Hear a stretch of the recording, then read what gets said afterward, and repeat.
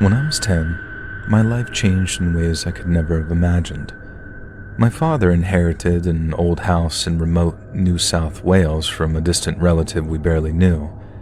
He thought it would be an idyllic place to raise a family, away from the hustle and bustle of city life. Little did he know what awaited us. The house was nestled in the middle of nowhere, surrounded by dense bushland. It was the perfect picture of tranquility, at least during the day.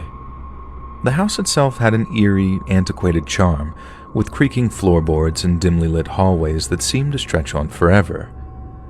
My family consisted of my father, my mother, my older sister Lucy, and me.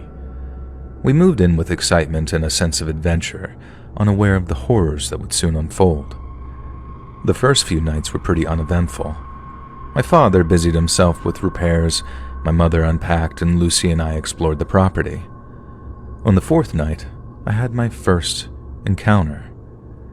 I was in my room, reading a book, when I felt a sudden chill. The room seemed darker than usual, and I had the unmistakable feeling of being watched. I looked up, and there, peering around the corner of the door frame, was a figure. It was barely visible, like a shadow, but I could make out the shape of a head and shoulders.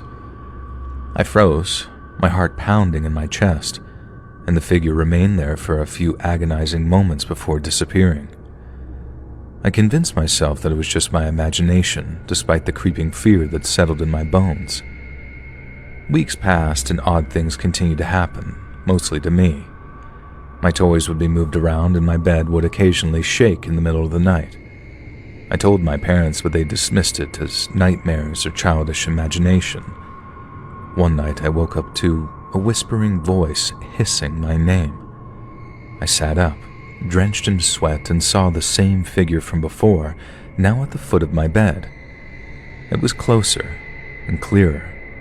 It had no features, just an inky blackness. I screamed and my mother rushed in, and the figure vanished the moment she opened the door, leaving her to comfort me and dismiss it as a bad dream. It wasn't until Lucy had her own experience that my parents began to take things seriously. She came to me one morning, pale and shaken, saying that she'd seen a woman in old-fashioned clothes standing at the foot of her bed, staring at her with hollow eyes. My parents started to believe something was off, but didn't want to admit that something supernatural might be happening. Our situation escalated over the 5 years that we lived there. It started out small, lights flickering, strange noises, and cold drafts, but grew increasingly malicious. Two experiences stand out vividly in my memory from what I recall. The first happened during our second year. My father had gone into town, leaving the rest of us alone, and it was a stormy night and the house seemed alive with almost its own energy. Lucy and I were in the living room trying to watch TV despite the frequent power flickers, and suddenly, the room went ice cold and the TV turned off entirely. In the next moment, the corner of the room darkened and we both saw it. An unmistakable figure peering out from the shadows, its eyes reflecting the dim light. It slowly moved closer and we could make out the shape of its mouth, twisted into a very cruel smile. Lucy grabbed my hand and we bolted upstairs to my parents' room, locking the door behind us. My mother tried to calm us down, but she too felt the coldness and unease that permeated the house. Another terrifying event occurred in our fourth year. My father had become more open to the idea that something was clearly wrong. He brought in a local priest to bless the house after numerous pleas from my mother, and that night, after the blessing, I was in the kitchen getting a drink of water when I felt a presence behind me. I turned and saw the same figure that had haunted me for years, now clearer than ever.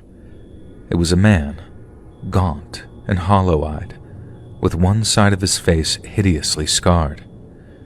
He stood at the entrance of the kitchen, blocking my exit, and I was paralyzed with fear. He began to move towards me, slowly, deliberately, and every step he took seemed to drain the warmth from the room. I fell to the floor, unable to move, only managing to scream when he was inches away. My father burst in and the figure vanished, leaving the air thick with dread. The priest's blessing had stirred whatever malevolence resided there. In our final year, things became unbearable. The entire family started hearing voices, footsteps, and seeing the figure, now bolder and more frequent in its appearances. It seemed to thrive on our fear, growing stronger and more aggressive. Doors would slam, objects would fly across the room, and we all felt watched all the time, and we decided enough was enough. One evening, as we packed our things to leave, the activity reached a fever pitch. The house shook, the temperature dropped to freezing, and all of us saw shadows darting around. It seemed the entity didn't want us to go, but we were very resolute in our decision. We moved out the next day, leaving behind that cursed house and never looking back. Later on, we learned that the house had a very dark history.